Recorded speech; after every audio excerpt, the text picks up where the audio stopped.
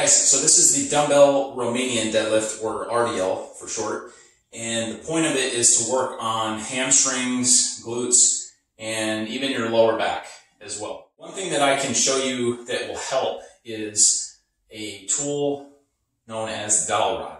This could be a broom handle too, and how we can use this to help us establish good body mechanics in our hinge. And then you can carry that into your RDL, and that carries over to the other kind of things that I just mentioned.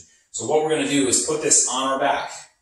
You want one that's long enough to touch your tailbone and then at least up to the back of your head. So one hand is going to grab down low so you can push it into your tailbone. The other hand is going to grab up high so that you can pull it into the back of your head.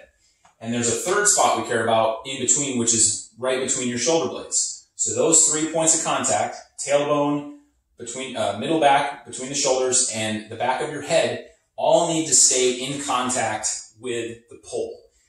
And then I'm going to do that hinge movement.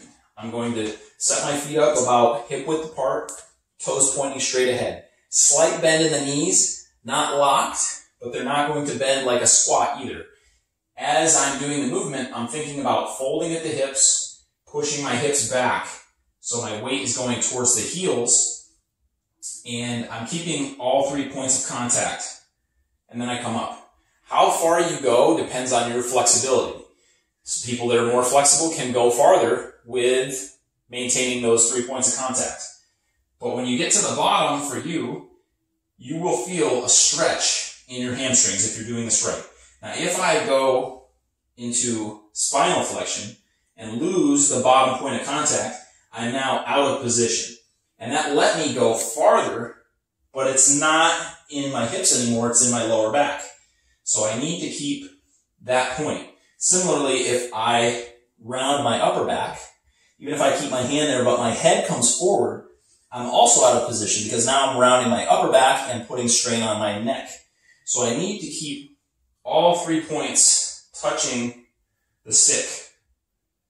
And if I can do that with good form and consistently, then I'm pretty much good to go for starting with weights. And you don't necessarily have to do this, but I highly recommend it.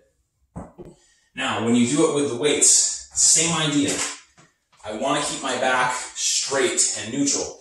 And there are times when we want our back to bend, but generally speaking, it's not when we have heavy weights in our hand for strength training. So think about what we just did, keeping that alignment. Feet are hip width apart, toes straight ahead, keeping my shoulders back so they're not rounding forward. That will help keep us from collapsing and rounding the back.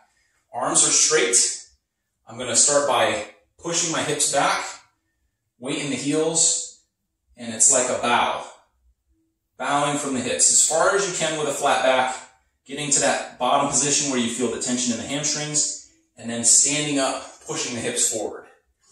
Hips go back as I bend forward.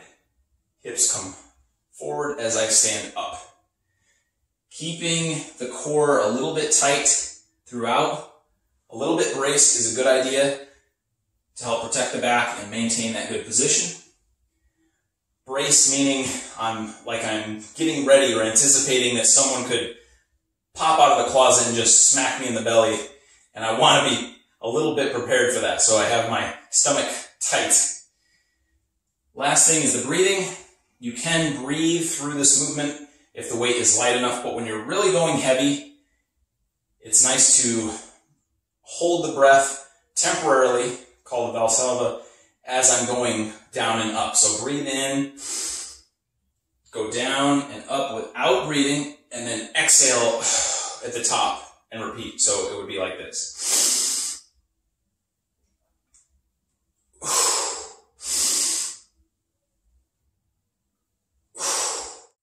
Hi guys, thanks for checking out the video.